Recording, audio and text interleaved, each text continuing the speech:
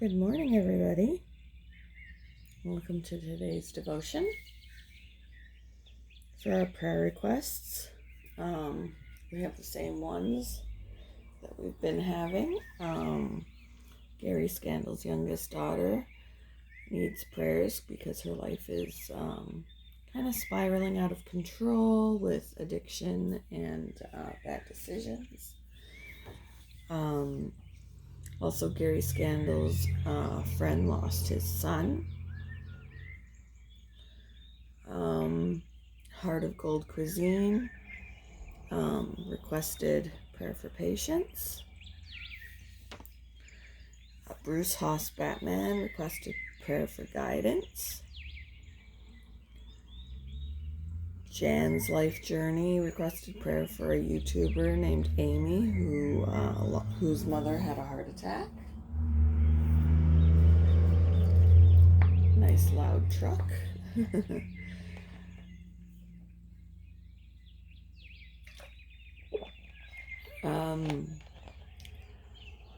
Mrs. Hopkins 73 requested prayer for her friend Beatrix, who lost her mother. And Susan Robertson has to go to the eye doctor. There's something going on with her eye. And I guess they'll probably be doing some surgery. So prayer about that. And finally, West Haven lost her cousin over the weekend.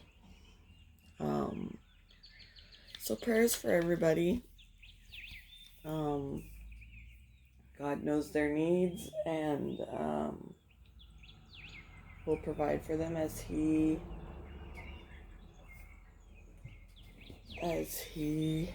sees fit. Today's scripture reading is going to be out of 2 Kings chapter 6, verses 8 to 17.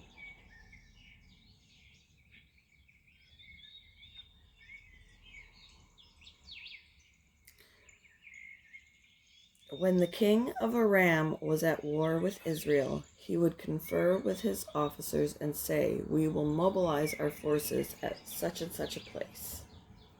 But immediately Elisha, the man of God, would warn the king of Israel, "Do not go near that place, for the Arameans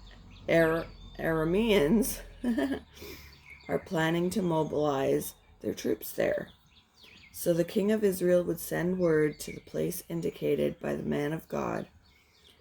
Time and again, Elisha warned the king so that he would be on the alert there. The king of Aram became very upset over this. He called his officers together and demanded, "Which of you is the traitor? Who has been informing the king of Israel of my plans?" "It's not us, my lord the king," one of the officers replied. "Elisha, the prophet in Israel, tells the king of Israel even the words you speak in the privacy of your bedroom." "Go and find out where he is," the king commanded, "so I can send troops to seize him." And the report came back, "Elisha is at Dothan."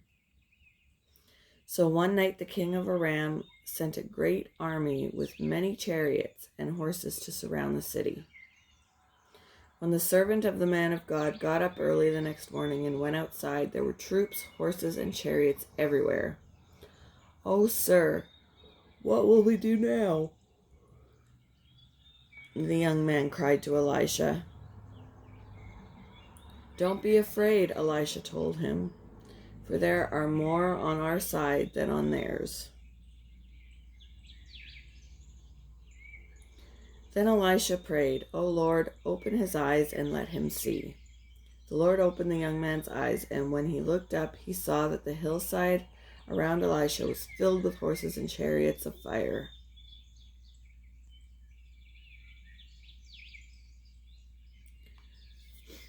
The devotion is titled Unseen Realities. Stephen Cass, an editor at Discover magazine, was determined to investigate some of the invisible things that are part of his daily life. As he walked toward his office in New York City, he thought, if I could see radio waves, the top of the Empire State Building, with its host of radio and TV antennas,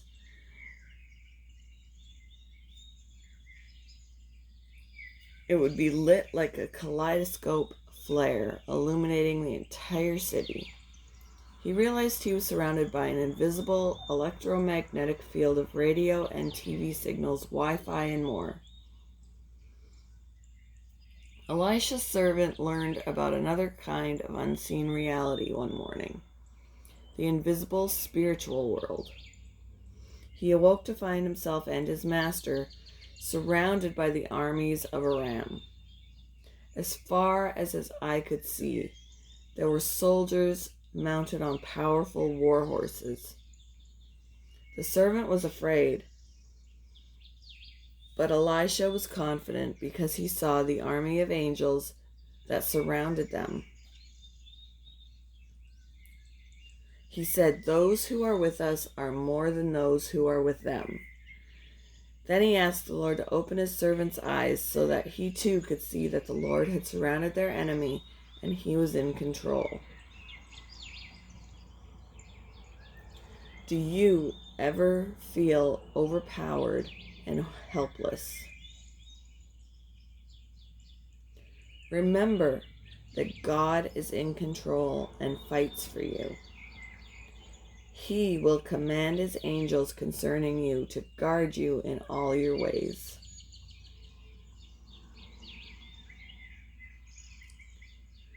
How can you learn to trust God's supernatural help? How would trusting him more change the way you face difficulties?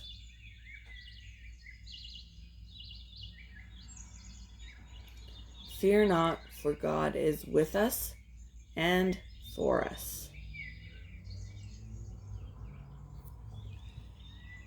Thank you for joining me in today's devotion, and I hope you all have a very wonderful Wednesday.